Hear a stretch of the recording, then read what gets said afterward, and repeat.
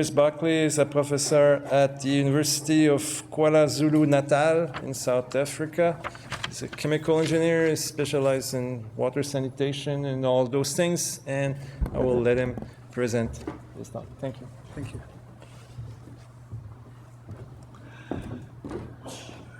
Good morning, everyone. It's very nice to be here. Thank you very much to Peter and the people who invited me here. It's a tremendous learning experience to be in your city. I'm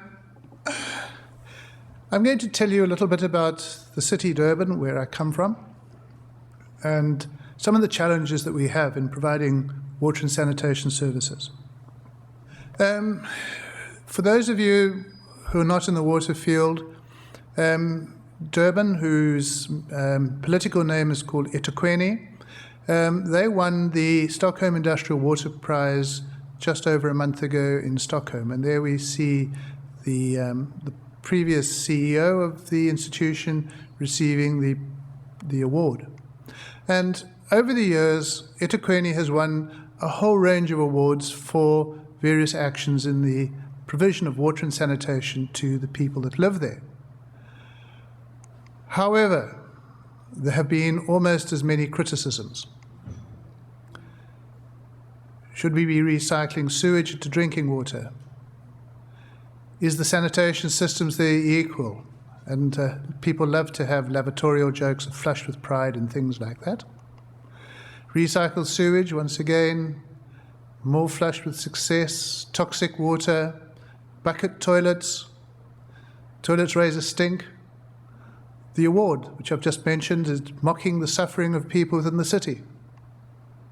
So we have these contrasting views that we could ask the question, does the provision of water and sanitation have to follow the trends and the norms of the global north? Or, in fact, is there a more sustainable way? And if you do take that sustainable way, do you open yourself up for criticisms for being different and not being what you see in Cosmopolitan magazine? Or is it more true to say that eThekwini is a neoliberal, anti-poor organization, and that is it acceptable and is sustainable to provide services to all that inhabit the city, no matter who they are and where they live?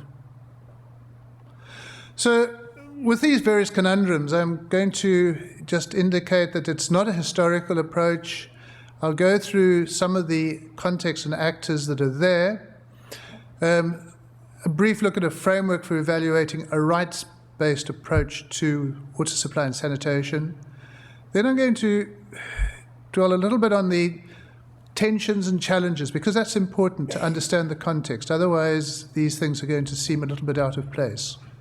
And then we're going to move on to some solutions and milestones and how things are modified, because I think whenever you read anything about eThekwini, you must note who has written it and when, and whether it was an original source or it is a secondary source, because it's a dynamic situation and it can be very confusing reading about it, because there seem to be all sorts of tensions and inconsistencies. And finally, I'll leave you with what we see as some residual challenges. So we've got to understand that the city has to abide by the national constitution, and under the constitution we then have a Department of Water and Sanitation, probably one of the few countries that has sanitation, a minister who has sanitation in her title. We have eThekwini Water and Sanitation, whose task it is to provide water and sanitation services to 3.6 million people, of which about 1 million live in informal settlements. Then the Pollution Research Group, which is what I represent, and we're a university research section, and we work very closely with the municipality. And finally, we have the customers. We have well-behaved customers who pay their bills on time. We have some customers that need a little bit of nudging to be better behaved. We've got some badly behaved customers. We've got many customers who are unserved, so in fact they're not customers. And we have the indigent, people who have no visible means of support, and they too need to have water and sanitation services. So if we bear in mind the availability, accessibility, acceptability and quality criteria for the provision of these services, that it should be available to all, that it should be accessible in various ways, it should be acceptable, and the quality should be acceptable. So let us bear these in mind, and we'll come back to these towards the end. So what are the tensions and challenges? Well, if we just take the geographic parts first, the city is very large.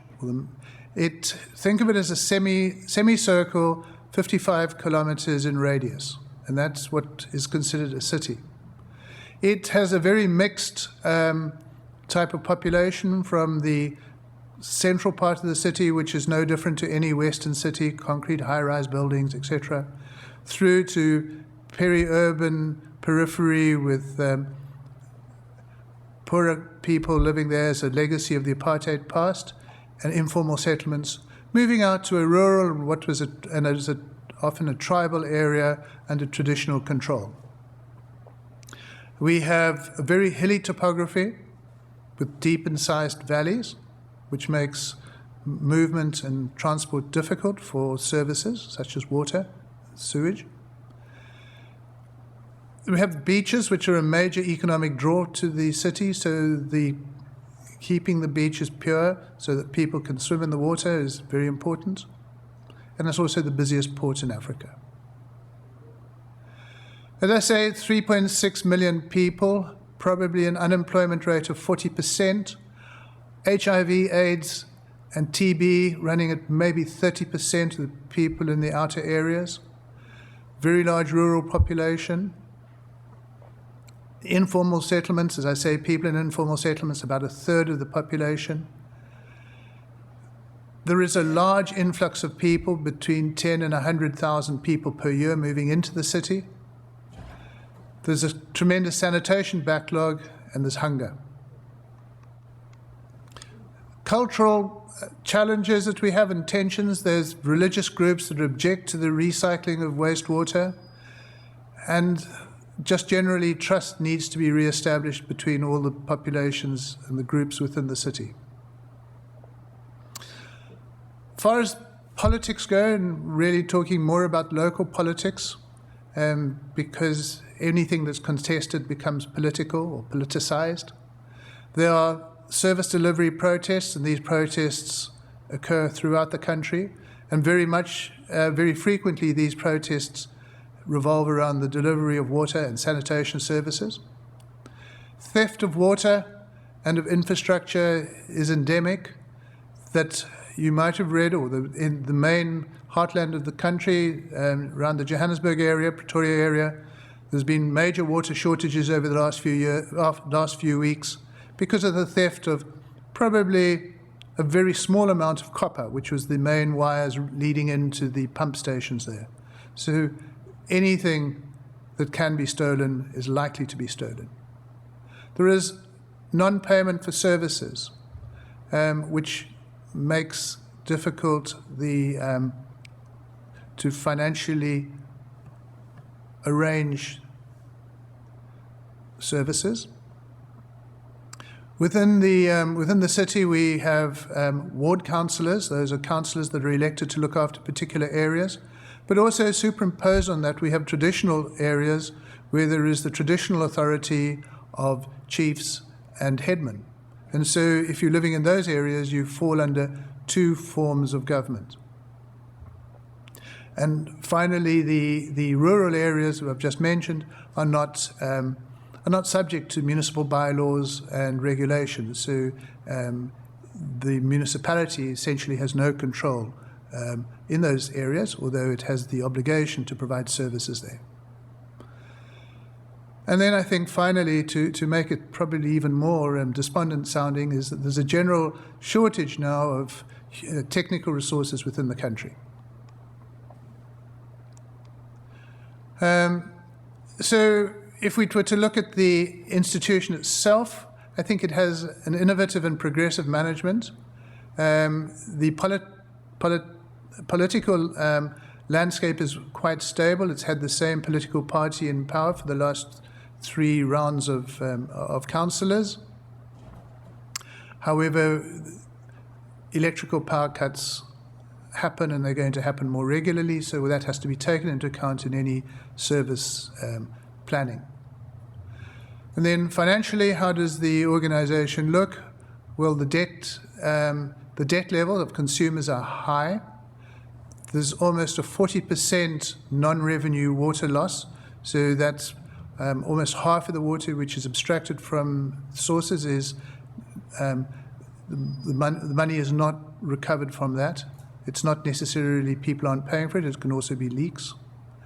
Illegal connections, and there's an incredible backlog in infrastructure which needs to be addressed.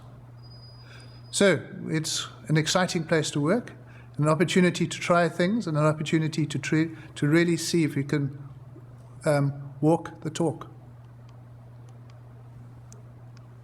So what is Durban like? This is giving you a little bit of a view of the rural nature of the outer parts of the city, the hilly topography, and this is a picture that was taken really before there was a major campaign to provide water and sanitation in the outer-lying areas. It was very difficult. People there would be walking large distances to collect water, and that meant that there were not too many people living in those areas. So there was a campaign to provide water to everyone, and so what we see there is on the right is a ground tank. Every household in those rural areas was provided with 200 litres of water in that tank every day. Previously, people were walking down to the rivers to some source to collect their water. And then on the left, in the bottom of the left, you see a urine diversion toilet. That was the sanitation system that was rolled out to people in these areas. You see that the house, that's a traditional family unit of maybe a number of generations. They would all be together, and depending on the number of people there would be 1, 2, or 3 of these toilets. And these toilets were generally situated far from their houses because they were used to having toilets which smelt, so therefore they wanted them far from the house. There we start seeing a few more houses coming up. Right, I'm now going to show you a series of photographs. Because of the growth in the city is flown once a year, and they take photographs of the whole city, and they're all stitched together and put on top of their GIS system. And that is the only way they're able to keep count and track of the growth of population in the city. So what you're going to see is you're going to see a series of photographs which take place over a period about one year apart, some are 2 years apart. So here we see a rural area. You can see it's fairly hilly. You can see the green areas, which are the incised valleys. You see some houses, and you've got some roads marked in yellow. 2 years later, 2 years later. So the growth rate is incredible. So when they started, you didn't realize where you're going to end up. And in fact, where are you going to end up? So if we take another area, there is an institution in the center. You see that large. Now just watch the area directly below it, the dark green area at the bottom of the slide, and look at the lighter green area at the top left of the slide. Those are the 2 areas to watch, but just look generally. 2 years, and another 2 years. And all those growths are in informal housing in areas which are totally unplanned, and they were not unexpected that people would go there. In areas that are closer to the center of the city, we have these areas here, and in these areas we have dry sanitation, and they are ventilated, improved pit latrines. And when they were put in, something like 20 years ago, they were put in and without any thought of how they get emptied, because of course they do fill up, how they get emptied and what to do with what comes out of them. So one of the difficulties we have is that with dry sanitation, we need to consider what happens to the amount of water that is provided to people. Because Too much water then becomes a public health risk, because the water that you use and you throw away then flows through to your neighbours, and that takes with it whatever pollution might be around, and that damages the infrastructure, and you see all the water flowing down there is in fact water that is being wasted due to poorly constructed illegal connections, breaks in water lines and things like that. So that is a complete waste of water there. Right, so we have limited water resources, and really what that line there, what that picture there is showing is the various water sources which will come online. We've got along the x-axis, we've got the years running from 2004 to 2030, I think. And we've got the water supply, annual water supply on the y-axis. The blue dotted line is consumption if there wasn't intensive water demand management, and the red dotted line is if there was intense water demand management. And what we see is that we're skating very close to the capacity that all we need is to have a hydrological drought, something less than, and we would be having water restrictions. So, and that would, the grey rectangle towards the top would be the last water resource that we have available for development. So we are sitting very close to the end. So what is the situation with regard to water? Water is a basic right as far as the Constitution is concerned. And that housing is also a right, but it's one of the progressive rights. And it was thought that by 2015 everyone would be housed, but instead of having large numbers of people per house, which was how the projections were made, we're finding that there are 2 or 3 people per household, so the demand for houses, if they're free, as was mentioned earlier, the demand grows rapidly.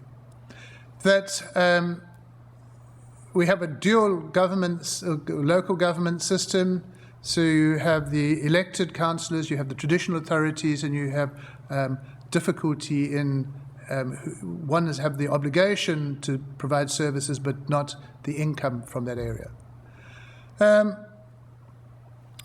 Water is some for all forever is the political slogan for it. Water is life, sanitation is dignity.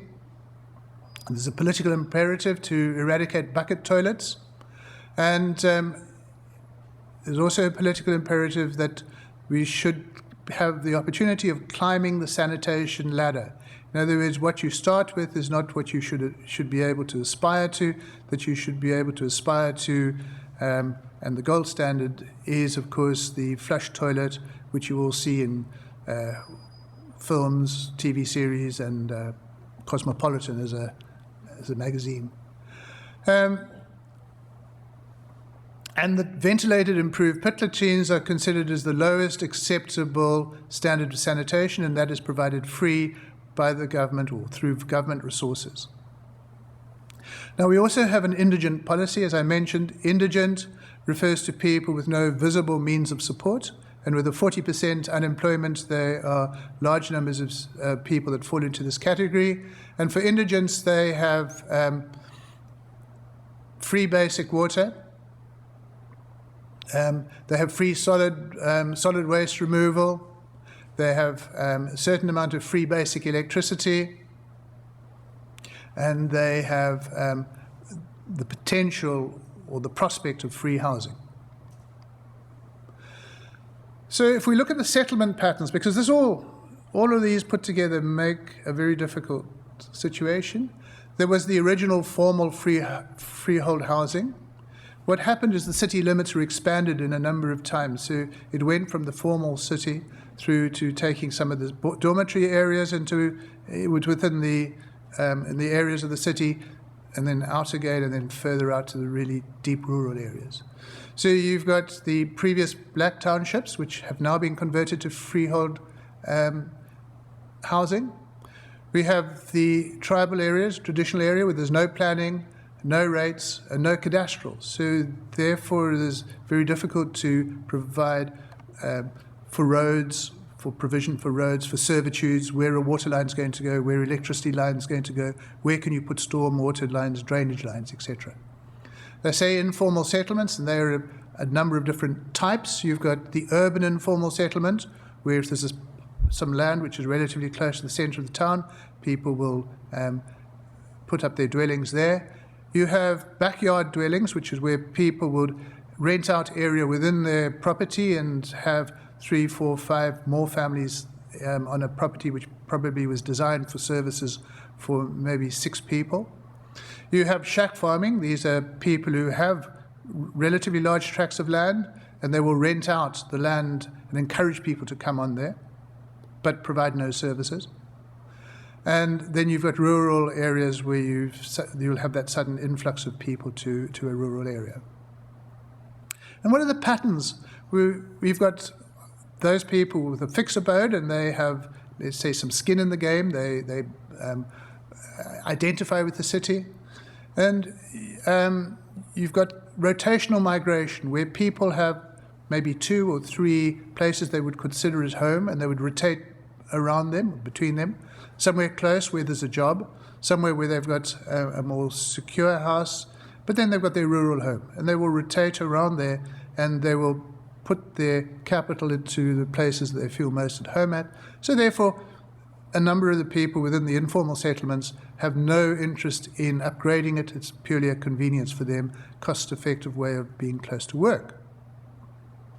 And then, of course, there's a high influx of people coming in all the time. So when we come to the capacity, now this was the Human Rights Commission in the country did a study which they reported last year or earlier this year to Parliament on the situation of water and sanitation in the country. So now I've gone back out and I'm looking at the whole country. And they were looking at the capacity of municipalities initially, that 72% of the employment positions within municipalities had been filled. The rest, there were no suitable candidates for it. That 42% of the municipalities didn't have a registered engineer, so in theory they couldn't do any electrical connections, there could be no formal planning and passing of plans.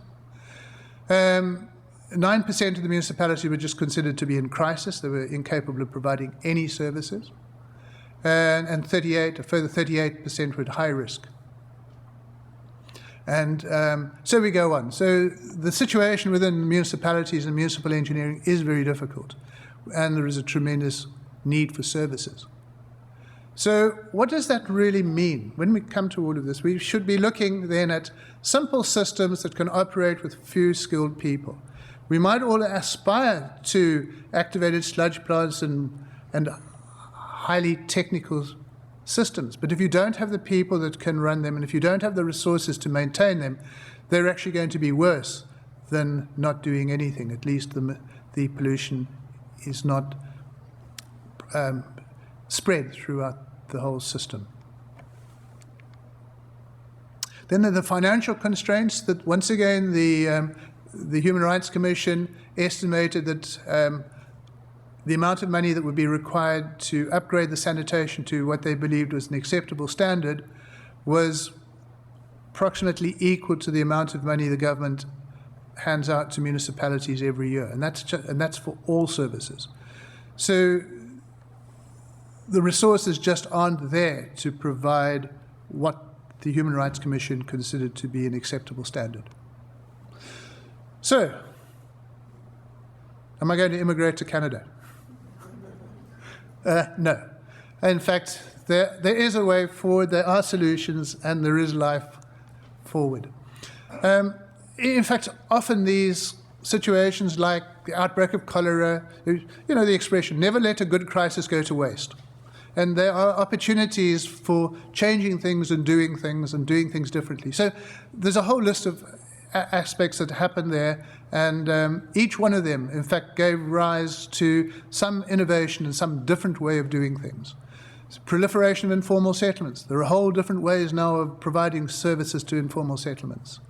The boundaries expanded, so there were new areas to go into, once again, different ways. Cholera concentrated the mind of politicians and made resources available. 60,000 VIP toilets needed desludging. 10 years later, there is now products being made from the sludge from those toilets, which is now being used productively. And so we can go on through them. So we just take some examples, and water it's a social good, or is it an economic good?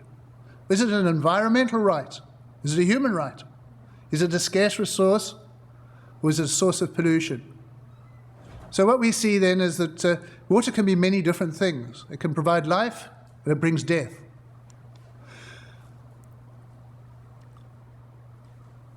Some of the standpoints is that it doesn't matter who you are, whether you're there legally or not, you have a right to water, and the city will provide water and sanitation. That the amount of water that is provided in an area is dependent on how you can dispose of your wastewater. So there's free basic water to those in need. There should also be an overall cost recovery in the whole system. Otherwise, you're going to go bankrupt and not be able to do anything for anyone.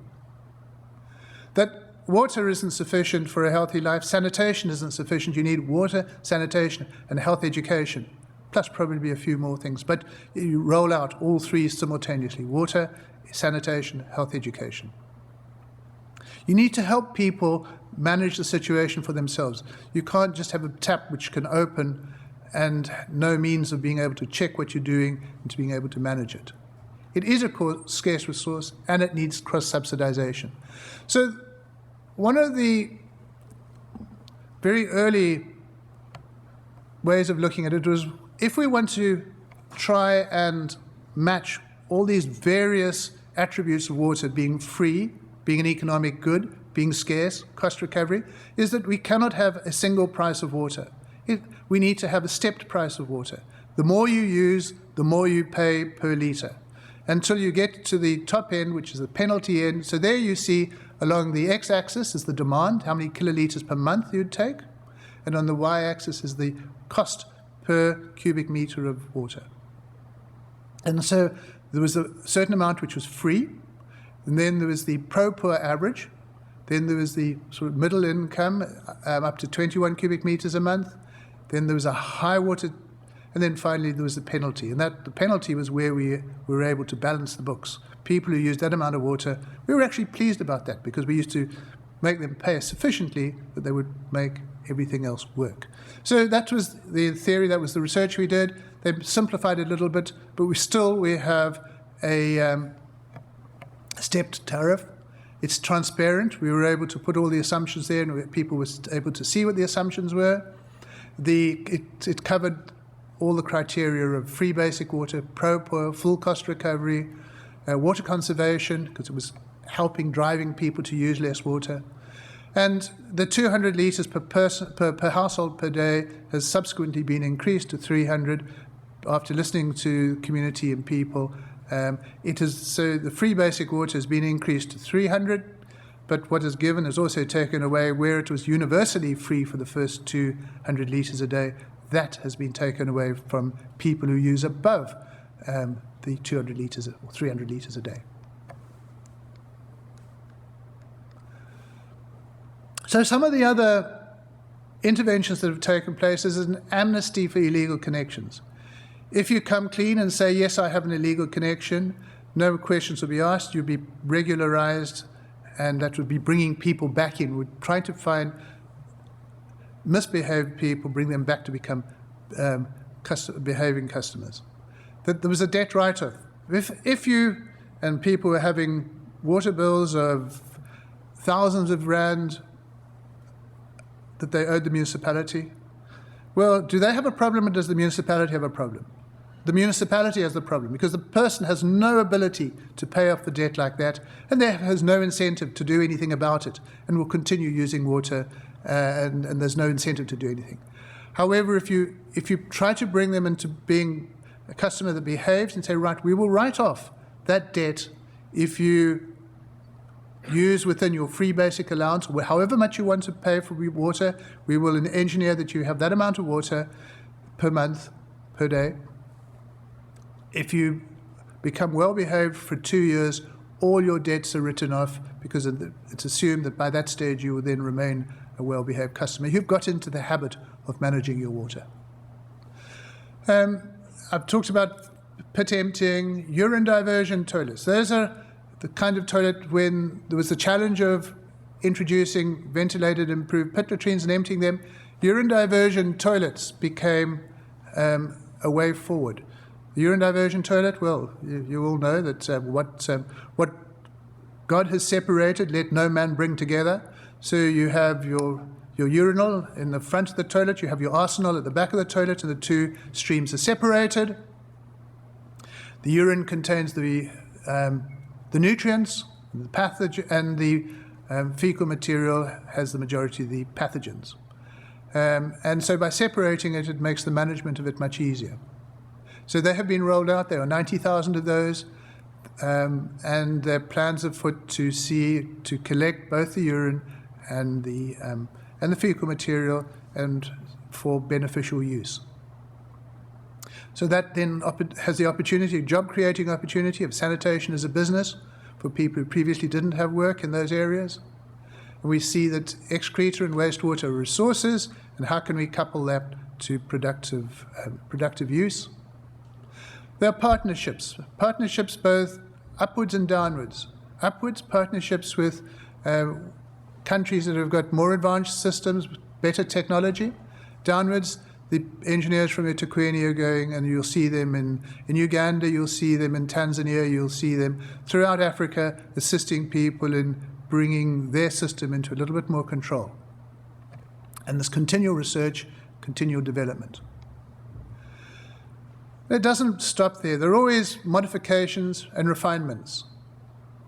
And really it's the sort of typical control way of doing management control. You identify a concern, it's discussed with the community and thought leaders. Solutions are piloted, evaluated, assess it, modify it, and a continual spiral like that. So there are a whole range of these interventions that have taken place, which I won't go through. So what are the challenges?